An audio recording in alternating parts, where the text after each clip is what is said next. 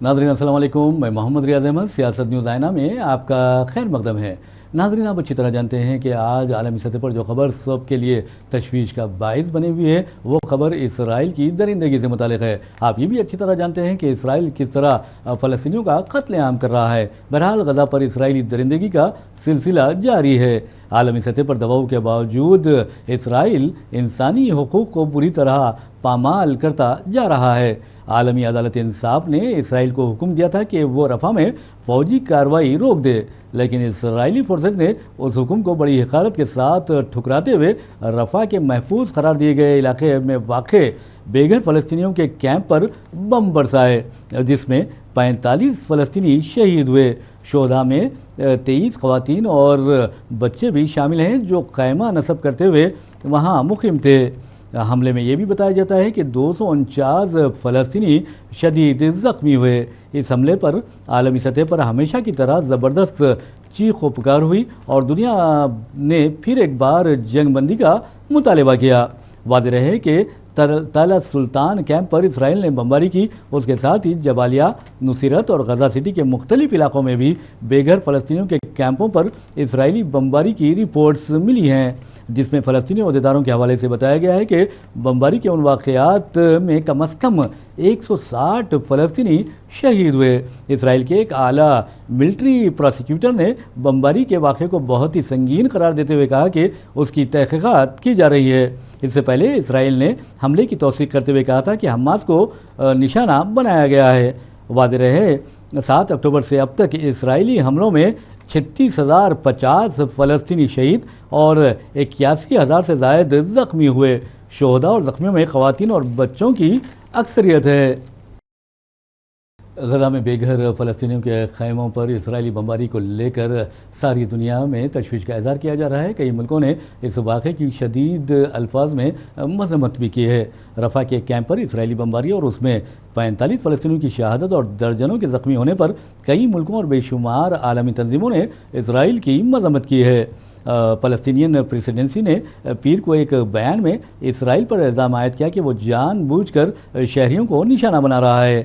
United Nations फ़लस्तीनियन refugee agency ने एक x पर एक बयान जारी किया, जिसमें कहा कि रफ़ा से मौसूला तस्वीर इस बात का एक और सबूत है कि गज़ा इस कुर्रे अर्ज़ पर जहन्नुम बना दी गई है। इसी दौरान सऊदी वज़ीर ख़ारजा फैसल बिन फ़रहान ने इसराइल के लिए फ़लस्तीनी रियासत को तस्लीम करना ज़रूरी करार दिया है।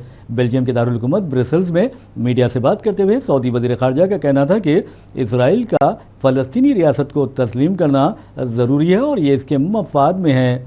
सऊदी वज़ीर ख़ारजा के मुताबिक इसराइल ये तस्लीम करे कि वो फ़लस्तीनी रियासत के बग़ैर कायम नहीं रह सकता, लेकिन मौजूदा इसराइली हुकूमत इस बात को समझने से कासिर है, जो यकीनन तशवीश की बात है। अलहदा मीडिया रिपोर्ट्स में ये भी बताया गया है कि अक़वाम मुत्तहिदा की जानिब से महफूज करार दिए गए कैंप पर इसराइल की बमबारी के नतीजे में 75 से ज़ायद फ़लस्तीनी ज़िंदा जल गए और 24 घंटों में 234 फ़लस्तीनियों ने जामे शहादत नोश किया है।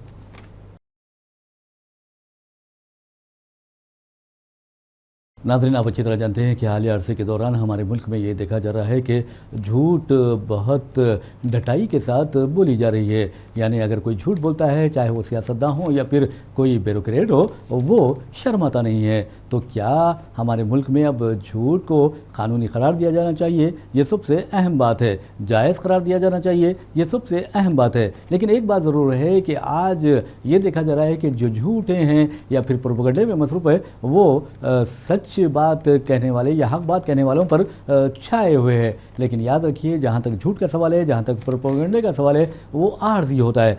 हमारे माशरे में करप्शन, झूठ और धोखाबाजी की बुराइयां किस कदर सरायत कर गई हैं, उसका अंदाज़ा पुणे में पेश आए उस सड़क हादसे से लगाया जा सकता है, जिसमें एक कम उम्र लड़के ने हालत नशा में ड्राइविंग करते हुए 2 IT एक्सपर्ट्स को हलाक कर दिया। हादसे के फौरी बाद कई एक बदउनवानियों के इर्तिकाब का पता चला।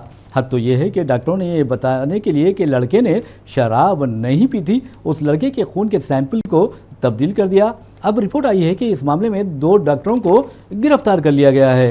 تو خون کا سیمپل تبدیل کرنے کا پتہ اس وقت چلا جب اس لڑکے کے خون کا ایک سیمپل لے کر اسے دوسرے اسپتال کو بھیجا گیا تھا۔ بہرحال اس کیس میں پولیس کی تحقیقات سے یہ پتہ چلا ہے کہ گاڑی چلاتے ہوئے حادثے کا سبب بننے والے لڑکے کا بلڈ سیمپل کوڑے دان میں پھینک کر کسی دوسرے فرد کے خون کا سیمپل پیش کر دیا گیا، جس میں الکوہل کے استعمال کے کوئی نشانات نہیں پائے گئے۔ اس کیس میں پولیس نے سرکاری سیسون اسپتال کے فارنسک میڈیسن ڈپارٹمنٹ کے صدر ڈاکٹر اجے تیواری اور ڈاکٹر سری ہری ہالنور چیف میڈیکل آفیسر کے ساتھ تعلق کے سلسلے میں گرفتار کیا ہے۔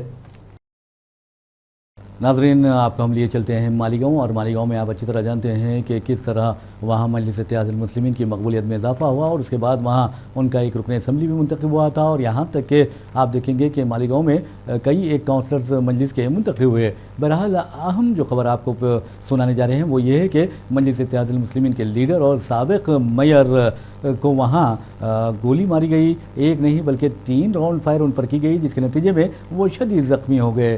بہرحال میڈیا رپورٹس میں بتایا گیا ہے کہ مہاراشٹر کے علاقے مالیگاؤں میں مجلس اتحاد المسلمین کے لیڈر اور سابق میئر عبد الملک محمد یونس عیسیٰ 2 نامعلوم حملہ آوروں کی فائرنگ میں شدید زخمی ہو گئے۔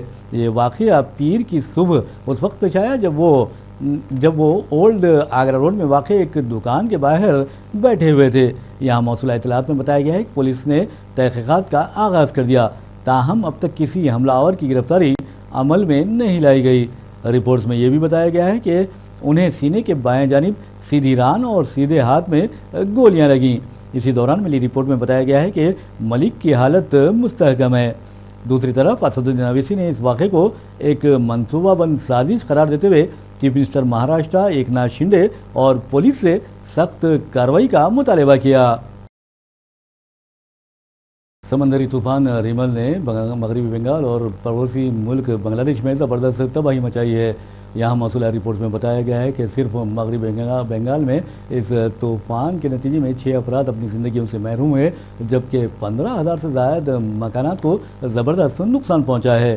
سمندری طوفان ریمل سے مغربی بنگال میں کم از کم 6 افراد جبکہ بنگلہ دیش میں اس طوفان سے 10 افراد ہلاک ہوئے ہیں۔ میڈیا رپورٹس میں بتایا گیا ہے کہ مغربی بنگال میں 24 بلاکس متاثر ہوئے اور تقریباً 15,000 مکانات کو نقصان پہنچا۔